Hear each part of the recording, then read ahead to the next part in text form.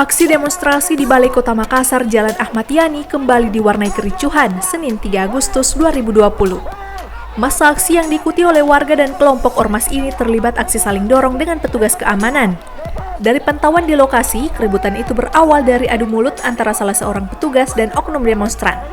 Aksi itu pun pada akhirnya memancing situasi memanas hingga kedua pihak terlibat aksi saling dorong. Beruntung, aksi saling dorong itu tak berlangsung lama. Aparat kepolisian yang melakukan pengamanan dengan cepat meredam situasi yang mulai memanas. Aksi demonstrasi ini berlangsung selama kurang lebih 2 jam.